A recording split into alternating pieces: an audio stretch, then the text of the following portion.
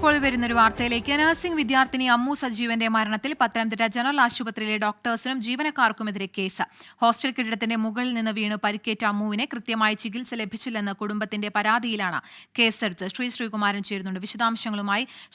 ഈ കുടുംബത്തിന്റെ പരാതിയിൽ അന്വേഷണം നടത്തിയാണോ ഇപ്പോൾ ആശുപത്രിയിലെ ഡോക്ടേഴ്സിനും ജീവനക്കാർക്കുമെതിരെ കേസെടുത്തിട്ടുള്ളത്? അതെ, കേസ് അന്വേഷിക്കുന്ന പത്തനംതിട്ട ഡിവൈഎസ്പി എസ് നന്ദകുമാറിന്റെ നേതൃത്വത്തിലുള്ള അന്വേഷണ സംഘം ഈ വിഷയത്തിൽ കൃത്യമായ ഒരു പരിശോധന നടത്തി. അമ്മുവിനെ ആ ദിവസം വൈകുന്നേരം കൊണ്ടുവരുന്ന സമയത്ത് ഇത്തരത്തിൽ കഴിഞ്ഞ 15-നാണ് അമ്മുവിനെ കൊണ്ടുവരുന്നത്. ആ സമയത്ത് ചികിത്സ വൈകി, അത്തരത്തിലുള്ള ആരോപണങ്ങൾ കുടുംബം ഉന്നയിച്ചിരുന്നു.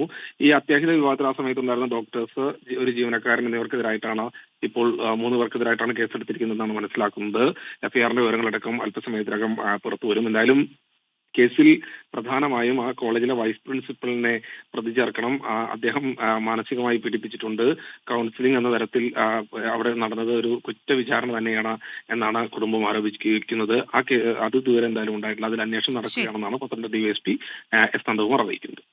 ശരി, ശ്രീകുമാരനാണ് വിവരങ്ങൾ നൽകിയത്.